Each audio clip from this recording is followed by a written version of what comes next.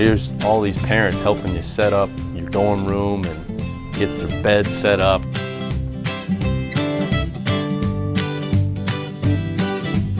It's like one of those shows, like, you know, you enroll your kid in college and, like, you know, Torian, his mom and his dad came with him to settle him in. You know, my mom came with me, and then Joe just showed up with a duffel bag and a boombox. My name is Sticks. Just didn't introduce himself as Joakim. Just my name is Sticks. Stickity. It's my name. That's what people call me. Here we got like, hey, like, okay. I knew it was gonna be a different experience. Salut les gars, c'est Joakim Noah, ici pour mes gars en Floride. Allez les Gators!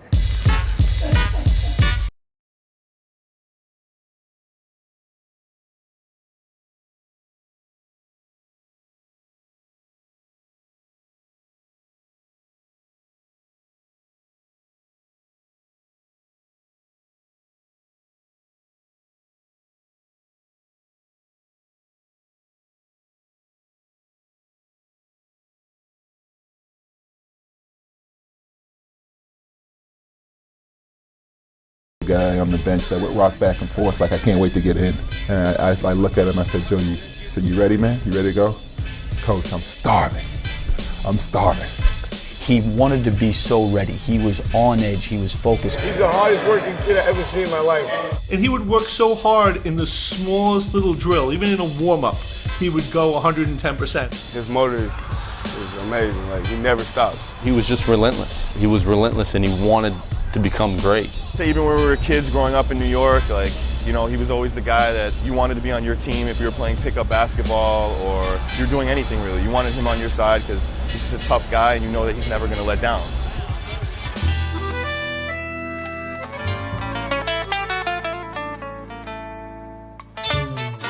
You know, I grew up in like one of the bougiest neighborhoods in Paris, France.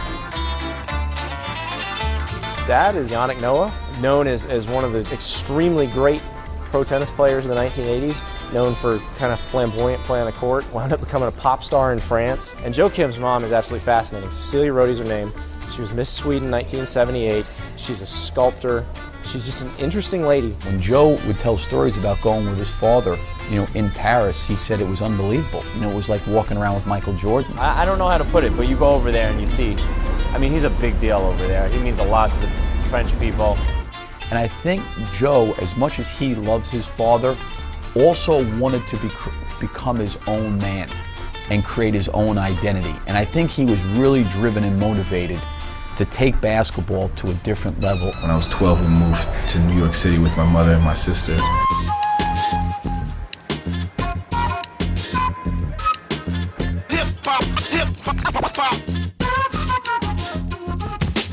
If it wasn't for New York City, I don't think I would be the player that I am today. As Joe will tell you, you know, if you're not good, you don't play well, you can get embarrassed out there, and there's a lot of people watching. Competitive atmosphere, it's hostile environments. You're always competing to be the best, and that's what I love about this city.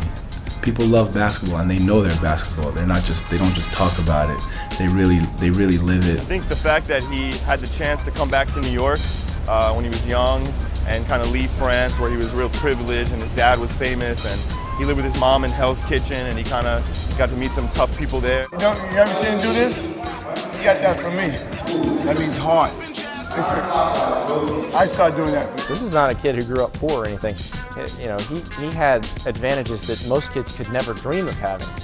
But he always had a blue-collar work ethic. An average person can live off their parents if their parents are that successful. He wanted his own, you know what I'm saying? And that's what I respect about him the most. I think that got enhanced during his recruitment as a fairly under-recruited guy that, you know, he was a ball boy at the ABCD camp when a lot of his peers were playing in it.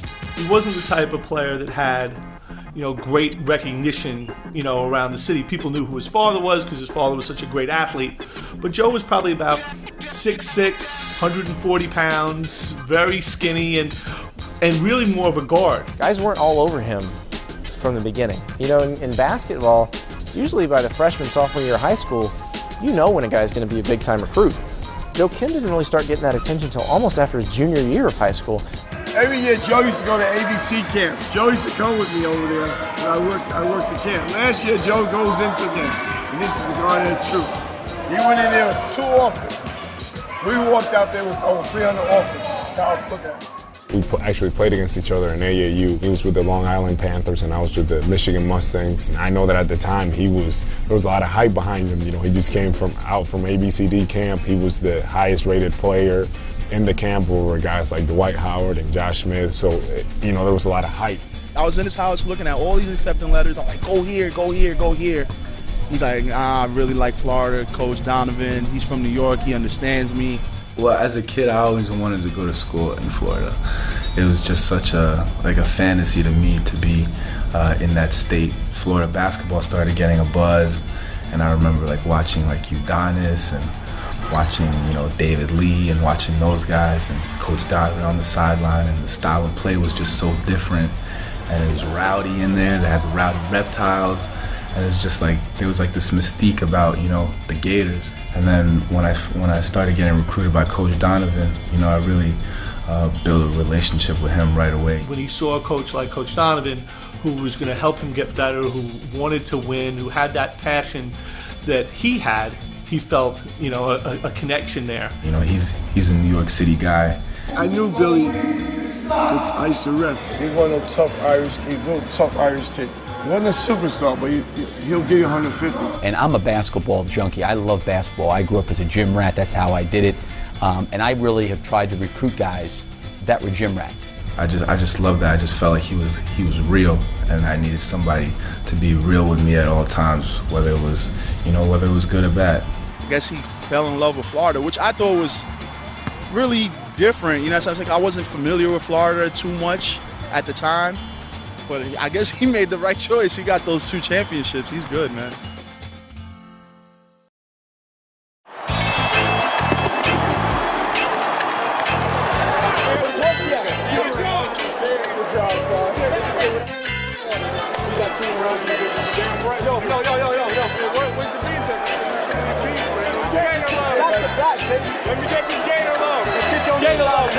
It was a perfect match with he and Joakim. The chemistry was there right away with me and him. Him and Al just play so good together. We got 2 big guys like that. Like me and Tony was talking about the other day. We were like, we can just guard however we want it, because if they got passes, you got those 2 guys back there. Al is not a reserve guy. He's a fierce competitor.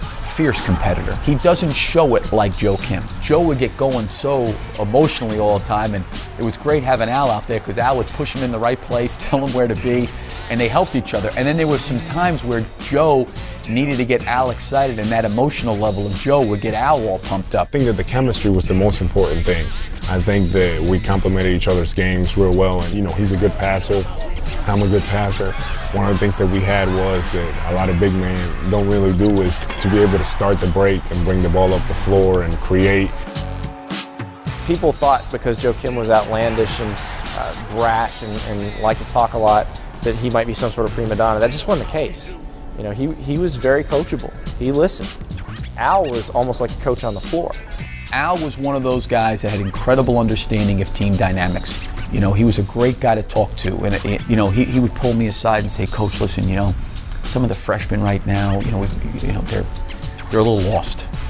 Joe was an incredible self-sacrifice guy, all about the team. He had a good feel if the team was excited and ready to play. He understands how to play the game. He knows how to make the game easy, and he's very unselfish. And when you have that, is the recipe, for success. In college, to have 2 NBA starting centers, all-star type centers. Al's been an all-star. Joe should have been in the last couple of years, but they were on the same college team. So playing with him was a pleasure because I always knew that he had my back no matter what, and he knew that I had his back as well. You know how we do. Our freshman year, I don't know if you recall, but there was a hurricane that was coming through Gainesville. They called school off. All the students went home. It's me, Joakim, Corey, and Torian. We're all roommates and stuff. So we wake up in the morning. The storm is lively. It's hitting hard. This is a Category 4 hurricane with its sights set on Gainesville. All residents are advised to stay inside and away from windows. In our dorm, we don't have any food. So we're like, if it slows down, it was very windy, it was raining. It's like, if it slows down, we'll go to Gator Diner because it was the only place that was open. Everything else in Gainesville was closed. It gets to be 4 o'clock in the afternoon and we're starving. We still haven't eaten anything all day. So me and Joakim was like, well, let's do it. So, we put in like this heavy clothing. I don't know why, but like we put in like pants and coats, and he had a boombox, like a white boombox that he would play music and like walk around campus, like play music and stuff. We start to walk and it's worse than we thought. Like trees are literally falling left and right, and the only way you could walk is through the middle of the street. So we start walking down against the wind, and it's raining, it's pouring, and Joe's got the boombox, and he can't really dance because he's got it, so we're struggling. So we get to Gator Diner, we eat like we haven't eaten in 3 days, we stuff ourselves. So then we went back outside, he recorded a little bit, he's like, oh, we're some warriors, we just dodged a hurricane and we were able to, survive and all that. That just shows kind of the kind of person that he is. He's very, let's do this, very out there, very spontaneous, and it was fun, to be his roommate and just to kind of go with the random things that he would come up with. Al's like the perfect professional, I would say. Always on time, focused, always knows what he has to work on. He's gonna stay in the gym and work on his weaknesses every day. The thing that's a great lesson for so many players, if these guys could see these guys the first month or 2 months in practice at Joakim Noah and Al Horford, front court guys, just the development that they made. As a matter of fact, I remember we considered his freshman year redshirting Al Horford the first couple weeks of practice. The first thing I did when we got there, obviously I met Joakim was my roommate, and then I met Corey and Torian, and the first thing we did was go and play pickup, one-on-one against each other and go shoot and things like that, and that was all great. But then when I saw the bigger picture, we had a lot of talent. We had David Lee, we had Adrian Moss, we had Chris Richard, Mohamed Abubakar, and Joakim Noah, and then myself. I would say I was the last one. Like, those guys were ahead of me as far as strength, body, skill, a lot of things that they had on me that I didn't have. That summer, his first summer on campus, we're kind of all scratching our heads going, maybe he's not physically ready to play. Maybe his game's not developed enough. And I remember calling my mom and I was like, I don't know, I don't know if I'm gonna be able to do this. I don't know if I'm gonna be able to play. After talking with her, I was like, what, I'm just gonna work. People don't understand how hard Al works. He didn't have any moves to getting his jump hook down, being able to make this 15 to 17 footer, being able to put it on the floor. He made himself a player. I started to see signs right as we started to get to SEC play that this guy was starting to come into his own and was starting to do some things.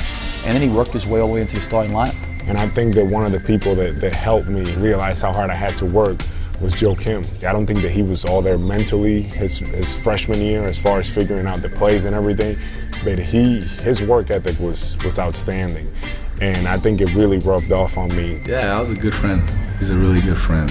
He's somebody who has really taught me. The way I work was always like 150%, like go 10,000 miles an hour. And when I look at him work out, he's a lot more in control and understanding what he wants out of his workout. And I think that, to me, that's interesting, because he was kind of really like the first person that I ever saw really do that. And they both worked so hard, but they pushed each other, which made them both good.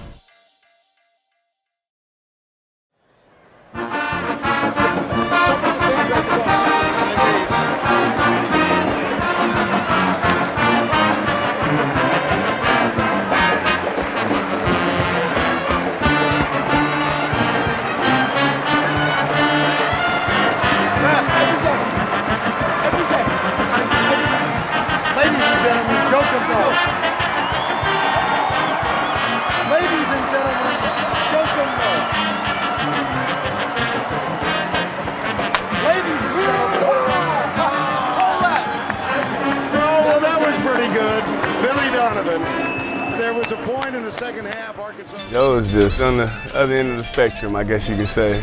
But when it comes to working hard, he's one of the best I ever played with, just because he wants to be good so bad. Joakim was so relentless at getting better. He always wanted to be in the gym, always after practice trying to get extra shots, always trying to get an extra workout in. And it wasn't just the gym. He would be doing different things that you don't see a lot of basketball players do. Our freshman year, I played, Al played, Torian played some. Joe didn't play at all, but he worked his butt off. He'd come in, I'm talking about, It'd be 4 in the morning and we'd get back from a trip. And he'd go on the track and run. I never forget it. He was coming off a mono. I told him after his first couple of days of practice, I said, Joe, you're not in very good shape right now. We got to get you in better shape. And he was so upset about that like, I had a manager call me at 11 o'clock at night and said he's outside on the track in the rain, in the dark with a stopwatch, running wind sprints so he can get in better shape. And one time we was like, yo, we had to talk to him like, hey man, you need to calm down. Like, don't do nothing to yourself now. You gonna play, like, you gonna be fine.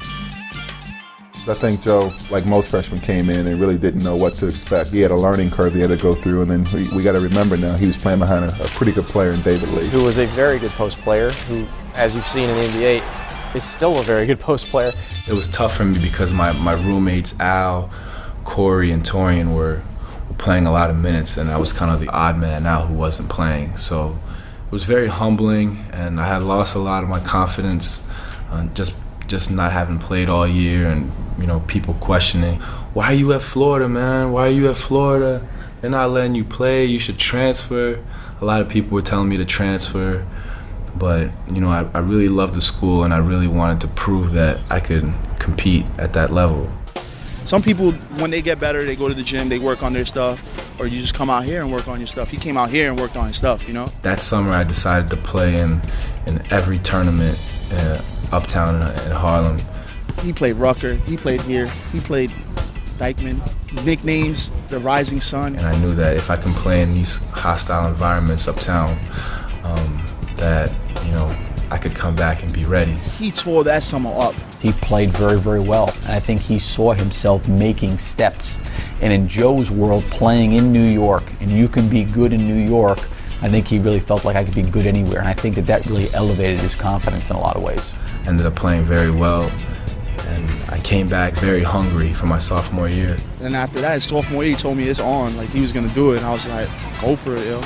And it ended up being a pretty good year for me.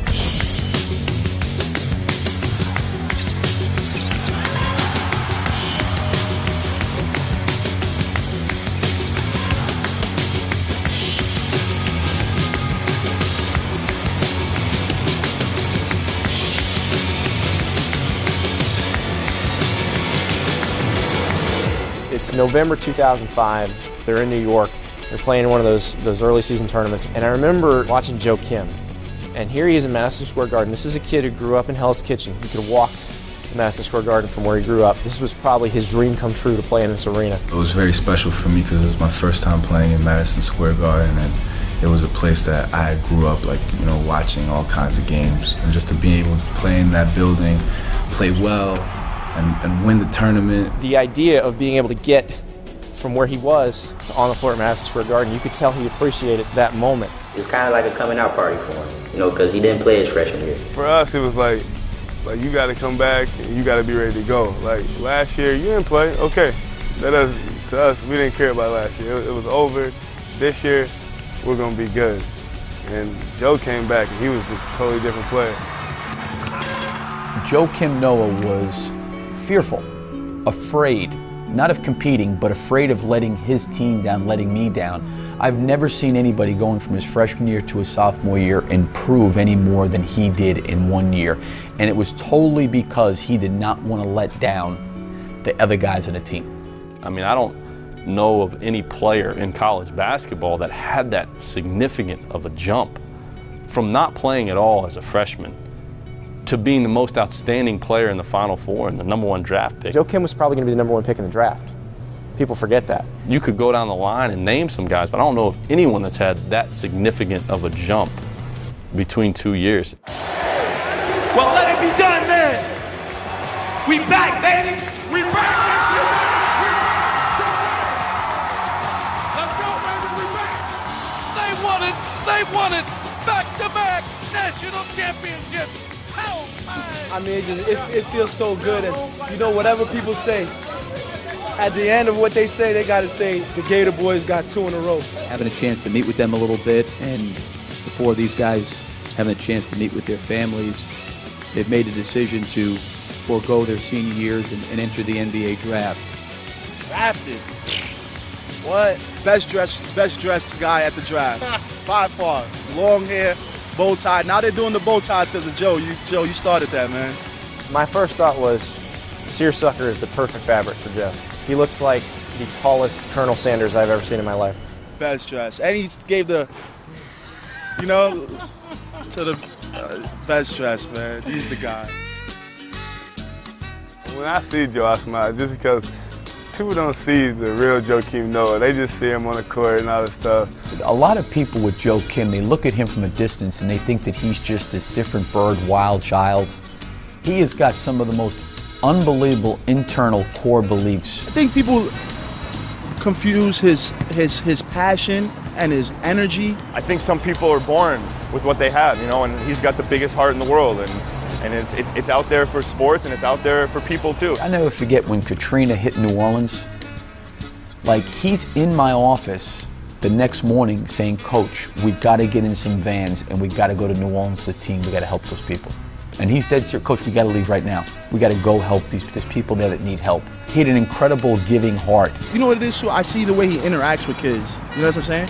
I seen, like 2 summers ago, we came back to the PAL, over there picking kids up, dunking the ball, telling them to do good in school, signing tons and tons of autographs. Like, "Time to go, Joe. We got to go." "Nah, I got to finish signing." You know, like, those things you can't teach that. I've never seen someone be able to interact with kids, bring himself to their level, relate, be open, joke. I think for Joe he's a real man of the people.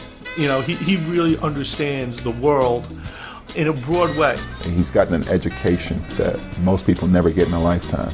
You know, I learned from him about different cultures and different things going on in the world. Very intellectual guy, and he's a very, very worldly kid. His interests were so vast, and he had a burning desire to make a difference. He is genuine. He cares very deeply about his friends. He is loyal. He's a guy that in a short amount of years has lived a long time.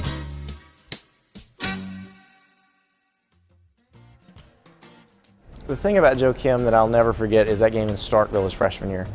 Mississippi State had a guy named Marcus Campbell, big, tall dude, like 6'11", big wingspan, and he just abused Joakim. It seemed like every time Joe put a shot up, Campbell was swatting it somewhere. And Joe was so mad and so hurt after that game, just so frustrated. And I remember 2 years later, he's already won a national title. He would have been the #1 pick in the draft and he came back to school. He has no reason to worry about this stuff. He's clearly become a great player. He was still talking about that game. He still hadn't forgotten how that felt. And he used that to drive him. And I think he's one of those guys that uses negative experiences and turns them into a positive. Once again, we urge all Gainesville residents to please remain indoors.